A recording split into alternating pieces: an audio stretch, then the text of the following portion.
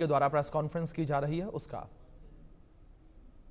Voter list machine readable format में नहीं दी जाती है, यही कहा है राहुल गांधी ने। सबसे पहले तो जो हमारी जानकारी है, वोटर लिस्ट वेबसाइट पे हमेशा उपलब्ध कराई जाती है। यह बात अलग है जब राहुल गांधी चुनाव हार जाते हैं तो इस तरह के आरोप लगाते हैं, लेकिन न्यायालय नहीं जाते हैं। और क्यों नहीं जाते मैं आपको बताता हूं। इसका उत्तर एक जजमेंट है मेरे पास सुप्रीम कोर्ट का, और आप बड़े ध्यान से सुनिएगा।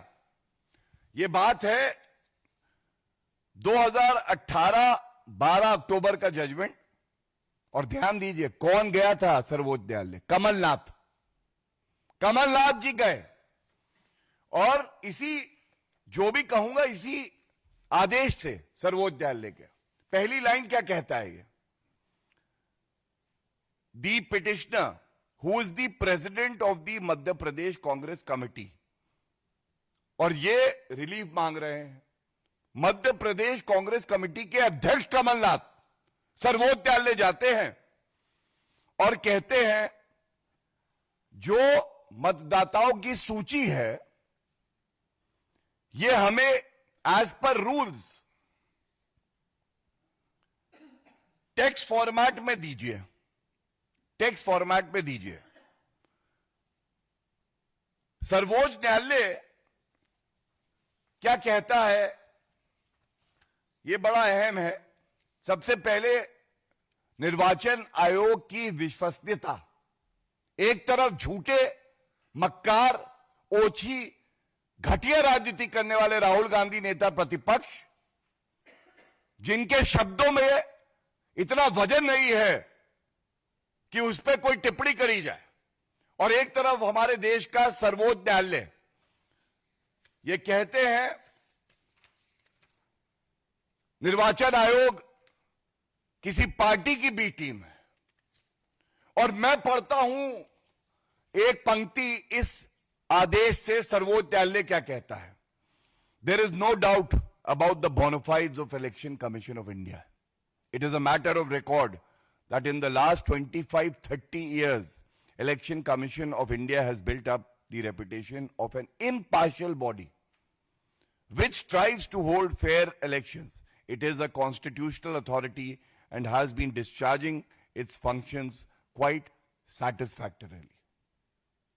This is what the Supreme Court says. The important takeaways are no doubt about the bona fides of the Election Commission of India. उनकी मंशा पर शक नहीं किया जा सकता।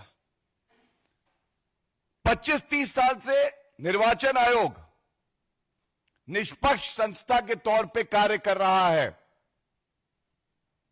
और वो संवैधानिक संस्था है और अपने कर्तव्य का निर्वहन संवैधानिक तरीके से कर रहा है। ये राहुल गांधी को पढ़ना चाहिए, जो संविधान लेके घूमते हैं, दिखाते हैं, लेकिन अंदर क्या है उस संविधान के कभी पढ़ा नहीं राहुल गांधी जी ने।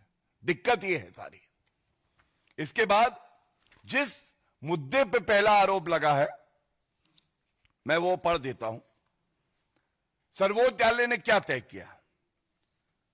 सर्वोच्च न्यायालय ने तय किया, it is for election commission of India to decide about the format in which the draft electoral roll is to be published. और ये क्यों, मैं इसका सारांश बता देता हूं।